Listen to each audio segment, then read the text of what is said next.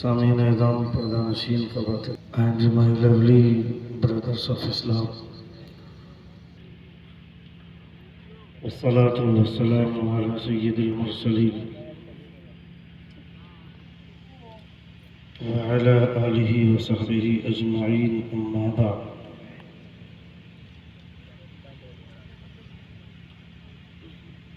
فأعوذ بالله من الشيطان الرجيم. بسم الله الرحمن الرحيم. ربنا اغفر لنا ولإخواننا الذين سبقونا بالإيمان ولا تجعل في قلوبنا غلا للذين آمنوا ربنا إنك رؤوف رحيم. آمنت بالله صدق الله العظيم وصدق رسوله النبي الأمين المتين الكريم، ونحن على ذلك لمن الشاهدين والشاكرين والحمد لله رب العالمين. بآواز بلند درود شریف کا نذرانہ پیش کریں. اللہم صلی علی سیدنا شفیعنا حبیبنا و نبینا مولانا محمد مبارک وسلم. صلاۃ و سلام علیک یا رسول اللہ صلی اللہ تعالی علیہ وسلم. اللہم صلی علی سیدنا شفیعنا حبیبنا و نبینا مولانا محمد مبارک وسلم. صلاۃ و سلام علیک یا رسول اللہ صلی اللہ تعالی علیہ وسلم. میرے نور پر جید اور مقتدر شخصیتیں جلوہ بار ہیں. اللہ رب العزت ان تمام علماء کا سایہ ان تماموں کے سروں پر تا دیر قائم فرمائے. زور سے آمین کہیں. مجھ سے بیشتر آپ نے بڑی خوبصورت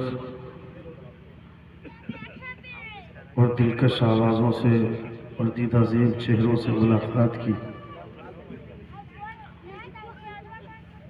اللہ رب العزت ان تمام آوازوں کی چاشنی کو مزید حلاوت سے ہمکنار فرمائے. یہ مجاہد بھائی بہت خوبصورت اور بہت اچھا پڑھا. ان کے بعد حضرت الحاج حبیب اللہ فیضی صاحب قبلہ مدد اللہ نورانی سے بھی آپ نے اچھا سنا. میں تھوڑی دیر کے لیے آپ کی محبتوں کے سائے میں ہوں. بہت لمبی گفتگو نہیں ہوگی، مختصر سا خطاب. خوبصورت نقابت آپ نے ملاحظہ فرمائی حضرت مولانا ڈاکٹر حسن رضا اطہر بکاروی صاحب قبلہ مدد اللہ نورانی، جن کی آواز، جن کا انداز، جن کے جملوں کا بانکپن اس بات کا احساس دلاتا ہے کہ یہ گفتگو رٹی رٹائی نہیں بلکہ مطالعاتی گفتگو ہے. اللہ رب العزت ان کی زبان میں مزید قوت گویائی کا جوہر بکھیرے. حضرت مولانا جہانگیر صاحب قبلہ اور دیگر علماء کرام، مولانا علاء الدین صاحب، علامہ عبد المعین صاحب، مولانا غلام حیدر صاحب اور علاقائی سطح پہ تمام تر علماء تشریف فرما. میں جو بولنے والا ہوں یہ سب پہلے سے جانتے ہیں. میرا خطاب آپ سبوں کے لیے ہے. اللہ رب العزت کا بے پناہ کرم ہے کہ اللہ رب العزت نے اپنے پیارے رسول صلی اللہ تعالی علیہ وسلم کی بزم میں بیٹھنے کا موقع عطا فرمایا. ورنہ لوگ چاہ کر بھی آپ لائق تحسین اور قابل مبارکباد ہیں. مبارکبادیوں کے گلدستے ان کے لیے خاص طور پر ہیں جنہوں نے اپنی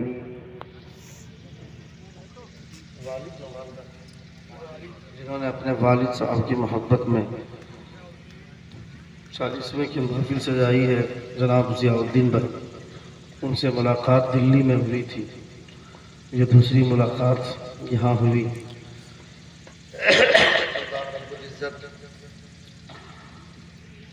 ہر صاحب اولاد کو ایسی اولاد عطا فرمائے کہ آپ چلے جائیں قبر میں مگر آپ کا بیٹا زمین کے اوپر رہ کر زمین کے اندر مسکرانے کا جوہر بکھیرے، یہاں سے بھیجے، ایسے ایسے تحفے بھیجے کہ آپ وہاں قبر میں مسکرائیں۔ یا اللہ رب العزت ہر باپ کو ایسی اولاد جیسی نعمت عطا فرمائے۔ بڑے اچھے لوگ ہیں آپ سب۔ رات کے اس حصے میں اگر آپ بیٹھے ہیں خطاب سننے کے لیے تو آپ واقعی مبروک ہیں، لائق مبارکباد ہیں۔ میں کوئی ضروری نہیں ہے کہ مجمع میں 1,00,000 2,00,000 کا مجمع ہو، 10,000 25,000 50,000 یا 1,00,000 2,00,000 کا مجمع ہو تبھی جلسہ کامیاب ہوگا، یہ کوئی ضروری نہیں ہے۔ کبھی کبھی ایسا ہوتا ہے کہ مختصر سی جو محفل ہوتی ہے، 1 گھنٹے 2 گھنٹے 3 گھنٹے 4 گھنٹے کی جو محفلیں ہوتی ہیں، یہ محفلیں رات بھر کے جلسوں پر غالب آ جاتی ہیں۔ کبھی کبھی اس طرح کی مختصر محفلیں، چھوٹی محفل تو نہیں کہیں گے، اس لیے نہیں کہیں گے کہ حضور سے ریلیٹڈ ہر محفل رسول جو بہت محترم بشان ہوتی ہے۔ مصطفیٰ جان رحمت صلی اللہ تعالی علیہ وسلم کی کوئی محفل ایسی نہیں ہے کہ جس کو کہہ سکتے ہیں کہ چھوٹی محفل ہے۔ 4 آدمی ہوں، 4,000 ہوں یا 4,00,000 لوگ ہوں، باتیں حضور کی ہو رہی ہوں تو یہ کائنات کی سب سے اچھی محفل ہے، اس سے اچھی کوئی محفل نہیں ہے۔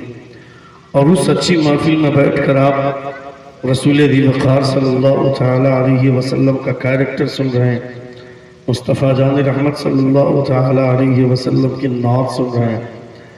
یہ اللہ رب العزت نے آپ کو توفیق عطا فرمائی۔ جناب ضیاء الدین صاحب نے اپنے والد صاحب کی محبت میں کسی نیتا کو نہیں بلایا، کسی بدھائک یا کسی منتری کو نہیں، انہوں نے علماء کرام کو بلایا، آپ جیسے بہترین سامعین کو بلایا کہ بولنے والے کچھ لوگ حضور کے بارے میں بولیں، اپنے خاندان کی بات نہیں، حضور کے خاندان کی بات کریں، لوگ سنیں۔ آپ چوک اور چوراہے پہ اپنی بات کرتے ہیں، اپنے گھر والوں کی بات کرتے ہیں، اپنے خاندان کی بات کرتے ہیں، مگر اس طرح کی محفلوں میں صرف اور صرف مصطفیٰ جان رحمت صلی اللہ تعالی علیہ وسلم کی زندگی پر بات ہوتی ہے، حضور کے کیریکٹر پر بات ہوتی ہے، نبی کونین صلی اللہ تعالی علیہ وسلم کے شہر کی بات ہوتی ہے، گنبد خضرا کی بات ہوتی ہے۔ یہ وہ اسٹیج ہے، یہ اسٹیج تب تک اسٹیج تھا جب تک قرآن مقدس کی تلاوت نہیں ہوئی تھی، مگر جیسے ہی قرآن کی تلاوت ہو گئی اب یہ اسٹیج نہیں، یہ اسٹیج ممبر رسول بن گیا، اب یہ ممبر نور بن گیا۔ ممبر رسول پر بیٹھ کر آدمی اپنے خاندان کی بات نہیں کر سکتا، لطیفہ بازی نہیں کر سکتا، قہقہے کی محفل نہیں سجا سکتا ہے۔ یہاں بیٹھ کر رسول ذی وقار صلی اللہ تعالی علیہ وسلم نے جو محنتیں کی اس امت کے لیے، جو مشقتیں جھیلی، مصطفیٰ جان رحمت صلی اللہ تعالی علیہ وسلم نے اس امت کے لیے، ان مشقتوں کی بات کریں۔ آج تو ہم بنی بنائی بریانی کھا رہے ہیں، ہم کو اس بات کا احساس نہیں ہے کتنی مشکلوں سے اسلام ہم تک پہنچا ہے، ہمیں اندازہ بھی نہیں ہے، ہم تصور بھی نہیں کر سکتے۔ ہمارا بچہ نبی کونین کے جلسوں میں آ کر کے بیٹھے اور محفل رسول میں آ کر کے کھیلے کودے ادھر سے ادھر جائے، اس کو مطلب نہیں ہے۔ وہ لائٹ دیکھ کر کے آ جاتے ہیں بچے، ڈیکوریشن دیکھ کر کے جہاں دیکھتے ہیں ڈیکوریشن کیا گیا ہو، بچے بھیڑ لگا دیتے ہیں، لائٹیں سجی ہوئی ہوں، لائٹیں لگی ہوئی ہوں، بچے بھیڑ لگاتے ہیں، ان کو مطلب نہیں ہے کہ یہاں کیا ہوگا، مگر جو بڑے لوگ ہیں وہ تو جانتے ہیں کہ یہاں حضور کی باتیں ہوں گی، حضور کی نعت پڑھی جائے گی، نبی کونین صلی اللہ تعالی علیہ وسلم کے کیریکٹر کی باتیں ہوں گی، نبی کونین صلی اللہ تعالی علیہ وسلم کی شان میں مدح سرائی ہوگی۔ کچھ لوگ مصطفیٰ کی محفلوں میں انٹرٹینمنٹ کے لیے آتے ہیں، مزہ لینے کے لیے، چلو بھائی 5-10 منٹ بیٹھیں گے، اچھا لگا تو تھوڑی دیر اور بیٹھ جائیں گے، نہیں اچھا لگا تو واپس چلے جائیں گے۔ میں ایسے لوگوں کو، ایسے لوگ اپنے آپ کو ضرور عقل مند سمجھتے ہوں گے، مگر میری نظر میں ایسے لوگوں کی کوئی حیثیت نہیں ہے جو محفل رسول میں لوگوں کو جانچنے کے لیے آتا ہو، لوگوں کی آواز کا جائزہ لینے کے لیے آتا ہو، لوگوں کے لہجے کے امتحان کے لیے آتے ہوں۔ خبردار خبردار، اگر ایسے لوگ محفل رسول میں نہ آئیں تو چلے گا، آئیں تو تھوڑی دیر کے لیے بیٹھیں۔ یہاں 50,000 کے لوگوں کی ضرورت نہیں ہے، 5 آدمی بیٹھیں مگر محبت سے مصطفیٰ جان رحمت کی باتیں سن کر کے جائیں، حضور کے کریکٹر پر جو باتیں ہوں وہ باتیں سن کر کے جائیں۔ ہم آج آواز جانچنے لگے، ہم آج لطیفہ گوئی کے علم بردار ہو گئے، ہم آج لوگوں کے لہجے دیکھنے لگے۔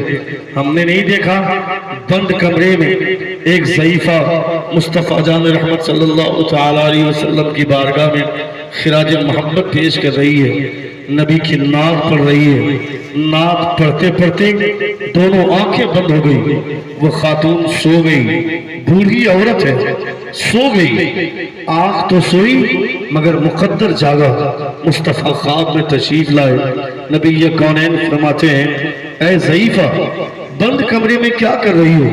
پوری دنیا سے لوگ میری بارگاہ میں آتے ہیں، میرے دیار محبت میں حاضری دیتے ہیں، میری بارگاہ میں پہنچ کر خراج محبت پیش کرتے ہیں، نعت نبی صلی اللہ تعالیٰ علیہ وسلم گنگناتے ہیں۔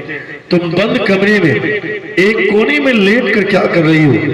تمہیں بھی میری بارگاہ میں آنا چاہیے تھا، تمہیں بھی میرے دیار محبت میں حاضری دینی چاہیے تھی۔ وظیفہ بولتی ہے اللہ کے رسول، جن کے پاس آوازیں اچھی ہوتی ہیں وہ اچھی آواز لے کر آپ کے دیار محبت میں پہنچتے ہیں، میرے پاس آواز اچھی نہیں ہے، کون سی آواز لے کر کے جاؤں گی؟ میرے پاس آواز اچھی نہیں ہے۔ مصطفیٰ ارشاد فرماتے ہیں اے خاتون سن، جن کے پاس آواز اچھی ہوتی ہے وہ میرے پاس آتا ہے، اور جس کا دل اچھا ہوتا ہے میں اس کے پاس چلا آیا کرتا ہوں۔ یہ حضور ارشاد فرماتے ہیں جن کے پاس آواز اچھی ہوتی ہے وہ میرے پاس آتا ہے، اور جس کے پاس دل اچھا ہوتا ہے میں اس کے پاس چلا آیا کرتا ہوں۔ نبی یہ کونین صلی اللہ علیہ وسلم تشریف لائے تو سب سے پہلے مصطفیٰ نے لوگوں کے دلوں پر اٹیک کیا تھا، مصطفیٰ نے سب سے پہلے لوگوں کے دلوں پر حملہ کیا تھا کہ یہ دل بدل جائے تو پورا وجود بدلے گا۔ حضور نے فرمایا تھا کہ انسان کے جسم میں گوشت کا ایک ایسا لوتھڑا ہے کہ جس کے خراب ہو جانے کی وجہ سے اس کے جسم کا پورا حصہ خراب ہو جاتا ہے، اور وہ گوشت کا ٹکڑا اگر ٹھیک رہتا ہے پورا وجود اس کا ٹھیک رہتا ہے۔ اے بیٹا اے بند کرو گا موبائل کو، موبائل رکھو جیب میں، تم کو ہی بول رہا ہوں۔ حضور مفتی اعظم ہند علیہ رحمت الرضوان کے سامنے اگر نبی کے جلسوں میں کوئی بغیر ٹوپی کے بیٹھ جاتا تھا تو حضور مفتی اعظم ہند اسے ڈانٹ کر محفل سے بھگا دیتے۔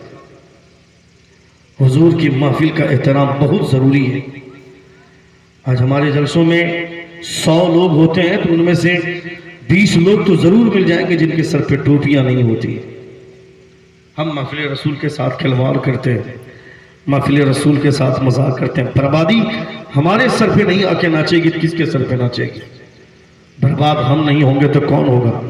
ہم اپنے بچوں کو آج تک یہ نہیں سمجھا پائے کہ نبی کے محفل میں جانا چاہیے تو ٹوپی لگا کر جانا چاہیے۔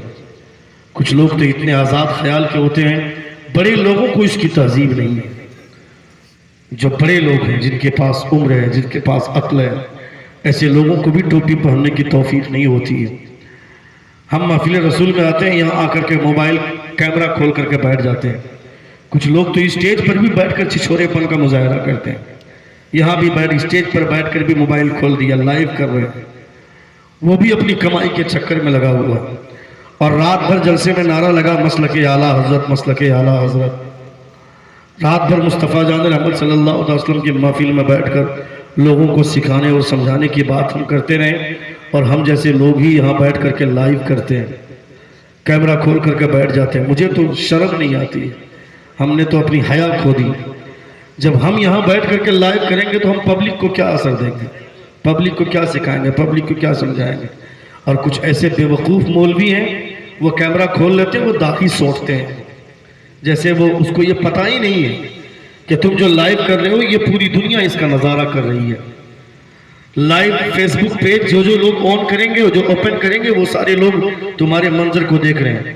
پان چبا رہا ہے, ادھر سے رال گر رہے ہیں, ادھر سے ہونٹ لال ہے, داڑھی بھیگی ہوئی ہے, اور کیمرہ کھول کر کے داڑھی سونٹ رہے ہیں. کیمرہ رکھنا نہیں جانتے ہیں, نیچے موبائل رکھ لیا, ناک کے پورا مارکیٹ نظر آتا ہے. اس طرح کا چچورا پن اسٹیج پہ بیٹھ کے ہم لوگ کرتے ہیں, ہمیں احساس تک نہیں ہوتا ہے. اب یہ باتیں بولے گا کون؟ یہ باتیں کون بولے گا؟ یہ آدمی بولنا نہیں چاہتا کہ صاحب میری حالت ایسی ہے کہ میں بولوں گا تو میرے اپنے لوگ ناراض ہو جائیں گے. اگر یہ باتیں اگر ہمارے بزرگوں نے سوچی سمجھی ہوتی تو آج اسلام ہم تک پہنچتا ہی نہیں, ہم تک اتنے سارے پیغامات حضور کے پہنچتے ہی نہیں.